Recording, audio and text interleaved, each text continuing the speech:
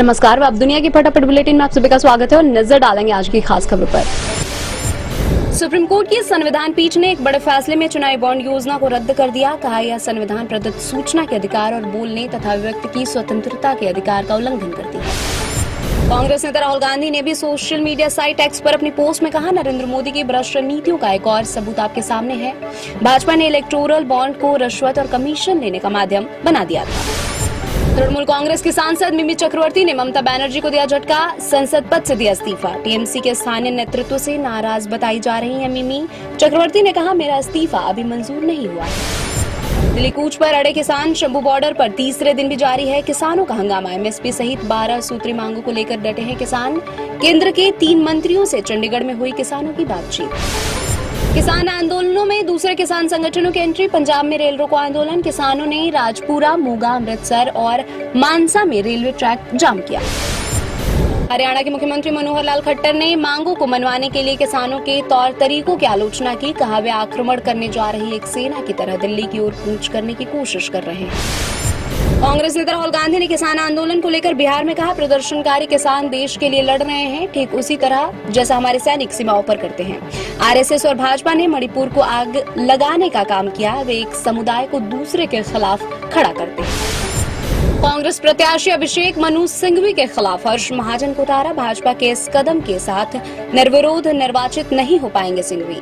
राज्य विधानसभा में 68 सीटों में से 40 के साथ कांग्रेस को स्पष्ट बहुमत प्राप्त है। वहीं भाजपा के पास 25 सीट है और 3 सीटों पर निर्दलीय उम्मीदवारों ने जीत हासिल की है। कांग्रेस संसदीय दल की प्रमुख सोनिया गांधी ने अपने निर्वाचन क्षेत्र रायबरेली की जनता के नाम लिखा भावुक पत्र। कहा, वह स्वास्थ्य और बढ़ती उम्र के चलते आगामी लोकसभा चुनाव नहीं लड़ेंगे। भाजपा अध्यक्ष जेपी नड्डा ने गुजरात से राज्यसभा चुनाव के लिए भरा नामांकन। रेल मंत्री अश्विनी वैष्णव ने ओडिशा से दाखिल किया नामांकन। फारूक अब्दुल्ला का इंडिया गठबंधन को एक और झटका, लोकसभा चुनाव अकेले लड़ने का फैसला। एनडीए में शामिल होने की संभावना से इनकार नहीं। दिल्ली हाईकोर्ट के रजिस्ट्रार जनरल को बम की धमकी वाला ईमेल मिला। ईमेल में लिखा था कि दिल्ली में सबसे बड़ा विस्फोट होगा, मंत्री को भी फोन करो, सबको उड़ा दिया जाएगा। पुलिस ने जांच शुरू की। संदेश खाले हिंसा को लेकर सियासी संग्राम, सड़क से लेकर सदन तक आमने सामने भाजपा और टीएमसी। ममता ने हिंसा के लिए भाजपा को बताया जिम्मेदार। भाजपा ने ममता सरकार के ऊपर फोड़ा ठिकारा।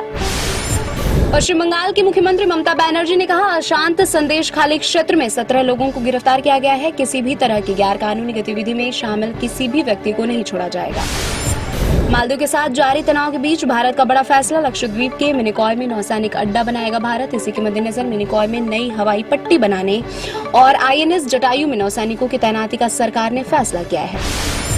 मध्य प्रदेश में राज्यसभा की 5 सीटों पर उम्मीदवारों का निर्विरोध निर्वाचन तय। नामांकन के आखिरी दिन गुरुवार को भाजपा की तरफ से 4 और कांग्रेस के अशोक सिंह ने दाखिल किया नामांकन। 5 सीट पर ही होना है चुनाव।